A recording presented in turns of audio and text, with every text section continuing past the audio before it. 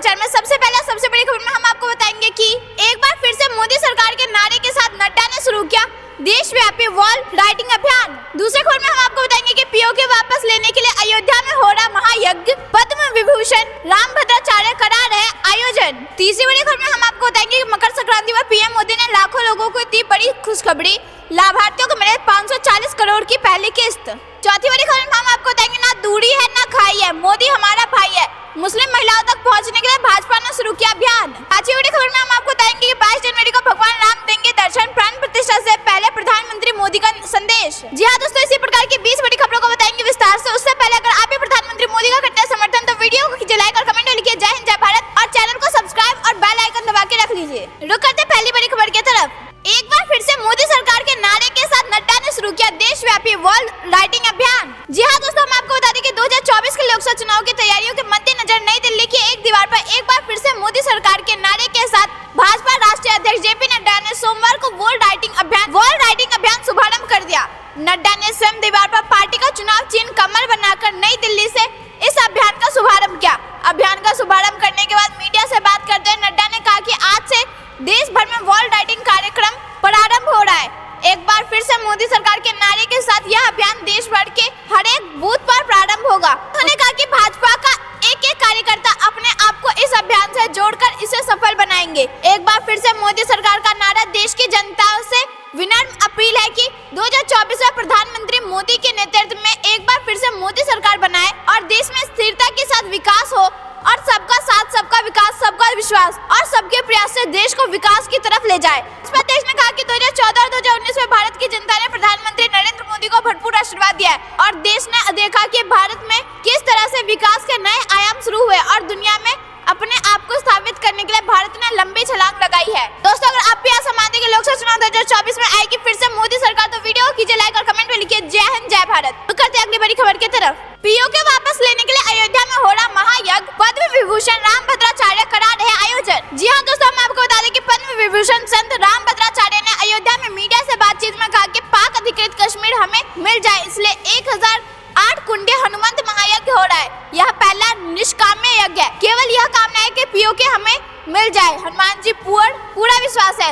जब वह सीता को ला सकते हैं तो हमारी जमीन भी वापस ला सकते। वह सोमवार को अयोध्या में मीडिया से बात कर रहे थे। एक सवाल के जवाब में उन्होंने कहा कि 14 वर्ष के वनवास के बाद राम भगवान के आने के बाद अयोध्या वासियों की जो प्रतिक्रिया हुई थी वही प्रतिक्रिया मेरी है। मेरे हर्ष का कोई ठिकाना नहीं है। 2 प्रतिज्ञा की थी, पहले की श्री अयोध्या में राम कथा करने तब आऊंगा जब राम जन्मभूमि का निर्णय हो जाएगा। दूसरी प्रतिज्ञा थी कि अपनी राम कथा में श्री राम का राज्याभिषेक का उत्तर तब करूंगा जब निर्णय हमारे पक्ष में आ जाएगा। दोनों प्रतिज्ञा पूरी हुई है, मैं बहुत खुश हूँ। प्राण प्रतिष्ठा को लेकर उठ रहे विवाद पर उन्होंने कहा कि गर्भगृह का मंदिर पूरा हो गया, इसलिए भगवान स्थापित हो रहे और ऊपर बनता रहेगा। पुनर्वसु नक्षत्र भी है, त्रेता की छाया है, बहुत उचित है। प्रधानमंत्री उसके लिए केवल दुग्ध आहार कर रहे हैं, वह 11 दिन अन्न नहीं लेंगे। क्या ऐसा कोई प्रधानमंत्री देखा है? दोस्तों, अगर आप ऐसा मानते हैं कि प्रधानमंत्री मोदी के राज में होगा अखंड भारत का सपना पूरा तो वीडियो कीजिए लाइक और कमेंट में लिखिए जय श्री राम। रुक करते हैं अगली बड़ी खबर की तरफ। मकर संक्रांति पर पीएम मोदी ने लाखों लोगों को दी बड़ी खुशखबरी, लाभार्थियों को मिले 540 करोड़ रुपए की पहली किस्त। जी हाँ दोस्तों, हम आपको बता दें कि मकर संक्रांति के मौके पर यानी सोमवार 15 जनवरी को प्रधानमंत्री नरेंद्र मोदी ने लाखों लोगों को बड़ा तोहफा दिया है। प्रधानमंत्री जनजातीय आदिवासी न्याय महाअभियान यानी कि पीएम जनमन के तहत प्रधानमंत्री आवास योजना यानी कि ग्रामीण PMAYG के 1 लाख लाभार्थियों को 540 करोड़ रुपए की पहली किस्त जारी की गई है। पीएम मोदी ने वीडियो कॉन्फ्रेंसिंग के जरिए लाभार्थियों को यह खुशखबरी दी है। इस कार्यक्रम के दौरान प्रधानमंत्री मोदी ने लाभार्थियों से बातचीत की। हम आपको बता दें कि केंद्र सरकार ने पिछले साल प्रधानमंत्री जनजातीय आदिवासी न्याय महाअभियान यानी कि पीएम जनमन की शुरुआत की थी। पीएम जनमन योजना को पिछले साल 15 नवंबर को जनजातीय गौरव दिवस के अवसर पर लॉन्च किया गया था। योजना के तहत लाभार्थियों को 4,90,000 पक्के मकान देने का प्रावधान है। वही प्रति मकान लागत 2,39,000 रुपए। ये पक्के मकान प्रधानमंत्री आवास योजना ग्रामीण के तहत दिए जाएंगे। दोस्तों, अगर आप ऐसा मानते हैं कि पूरी इंडिया गठबंधन पर अकेले भारी पड़ेगी मोदी सरकार तो वीडियो कीजिए लाइक और कमेंट में लिखिए जय हिंद जय भारत। रुक करते अगली बड़ी खबर की तरफ। ना दूरी है ना खाई है, मोदी हमारा भाई है, मुस्लिम महिलाओं तक पहुंचने के लिए भाजपा ने शुरू किया महाअभियान। जी हाँ दोस्तों, हम आपको बता दें कि भाजपा अल्पसंख्यक मोर्चा ने सोमवार से शुक्रिया मोदी भाईजान अभियान प्रारंभ कर दिया है। इस अभियान के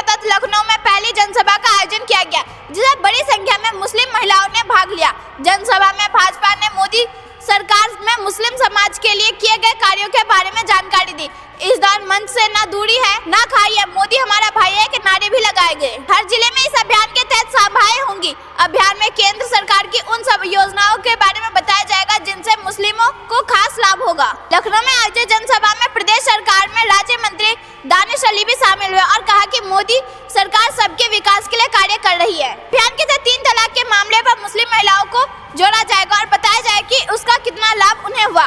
भाजपा के प्रदेश अध्यक्ष भूपेंद्र चौधरी ने भी जनसभा को संबोधित किया। दोस्तों, अगर आप ऐसा मानते हैं कि मोदी राज्य में हो रहा है विकास तो वीडियो कीजिए लाइक और कमेंट में लिखिए जय हिंद जय भारत। अगली बड़ी खबर की तरफ।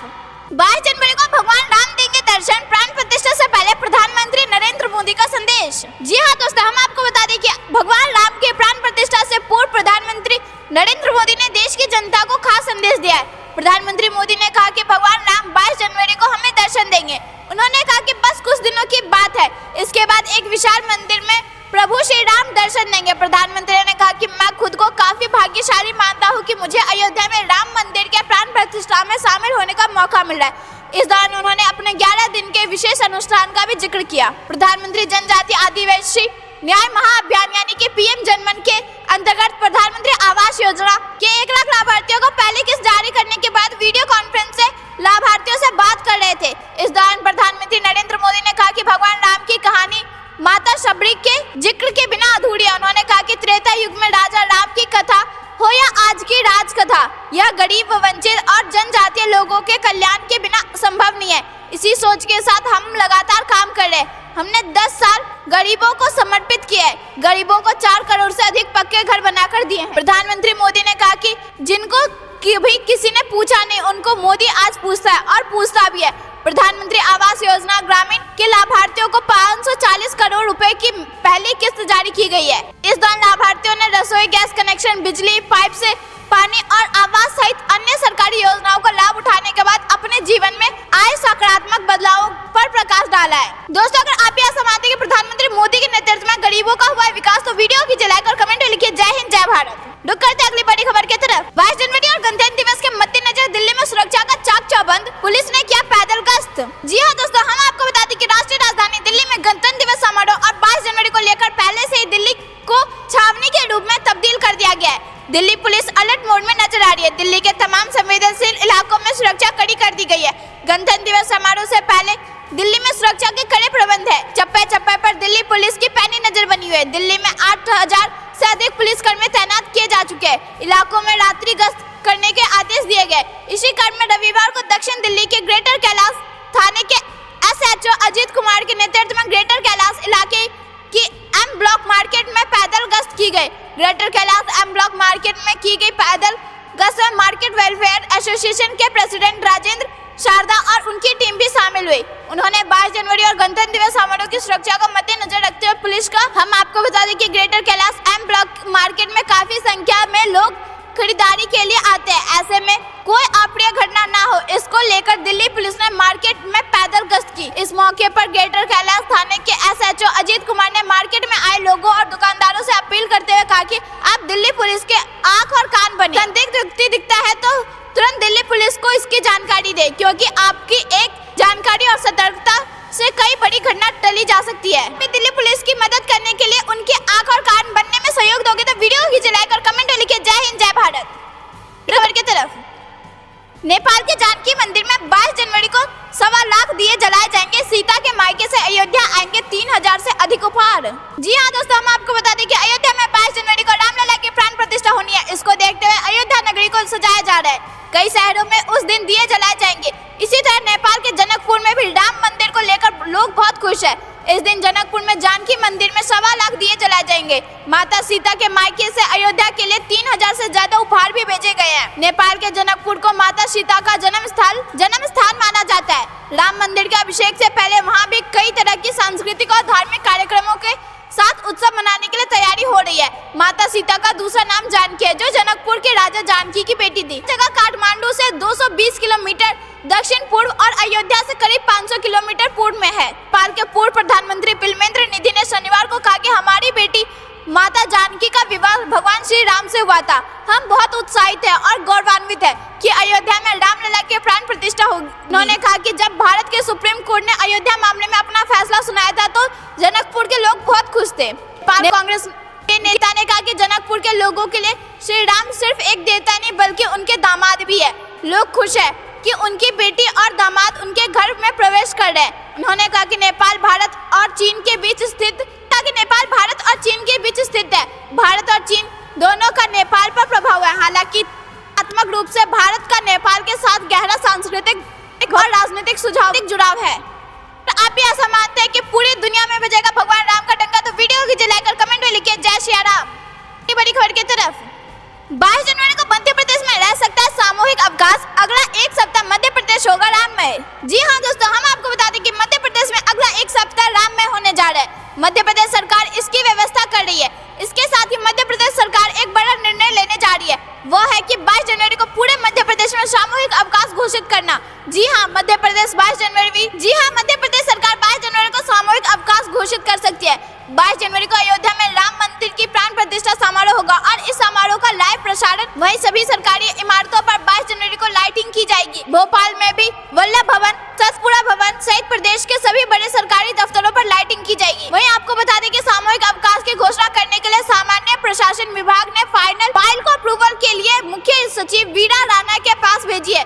उनकी सहमति मिलते ही सामूहिक अवकाश की घोषणा कर दी जाएगी। 22 जनवरी को भी सरकारी अवकाश घोषित हो सकता है, तो स्कूल, कॉलेज, सरकारी दफ्तर हर जगह 3 दिन लगातार अवकाश हो जाएगा। अगर आप भी मध्य प्रदेश सरकार की 22 जनवरी को छुट्टी वाले फैसले से खुश है तो वीडियो कीजिए लाइक और कमेंट में लिखिए जय श्री राम।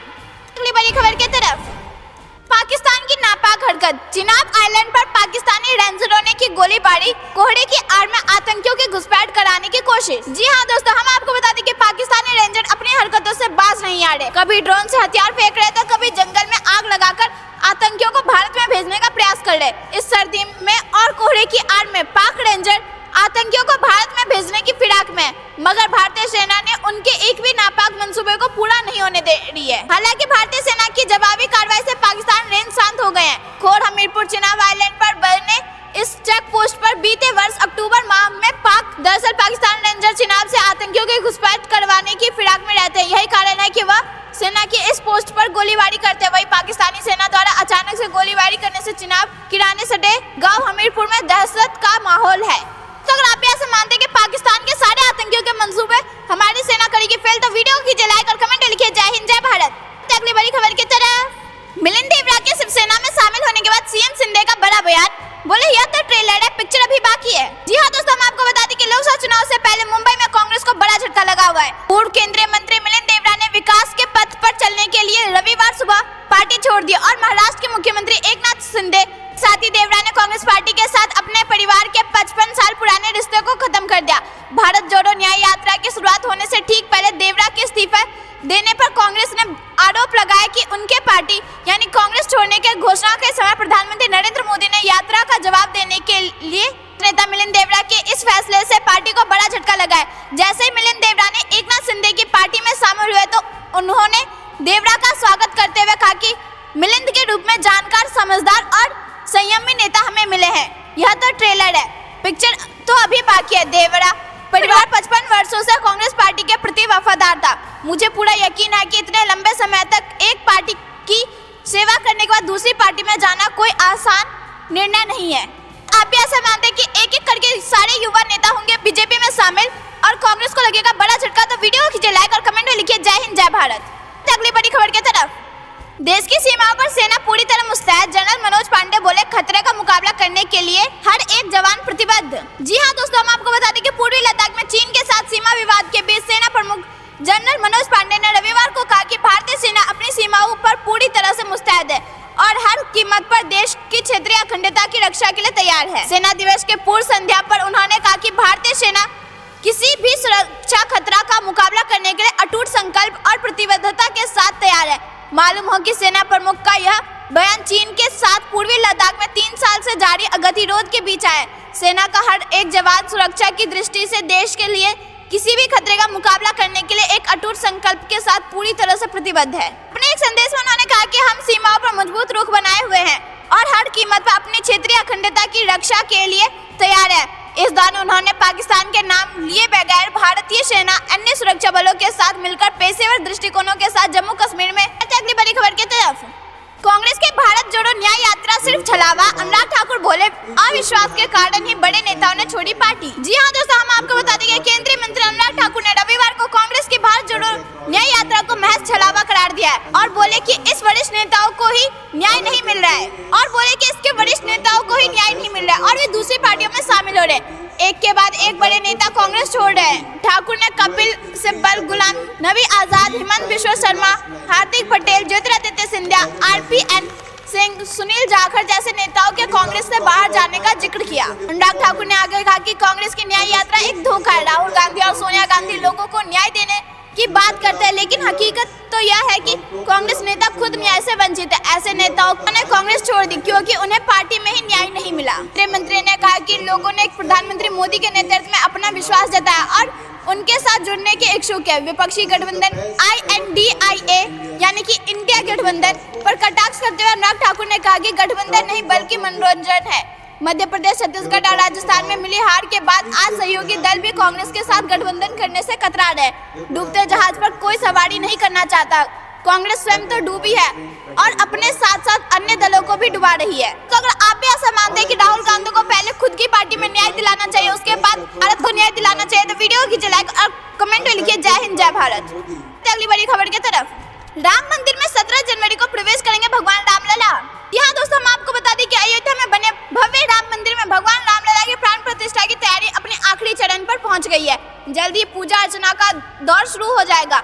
17 जनवरी को भगवान रामलला अपने मंदिर में प्रवेश करेंगे और उसके अगले दिन वह स्वयं गर्भगृह में प्रवेश करेंगे।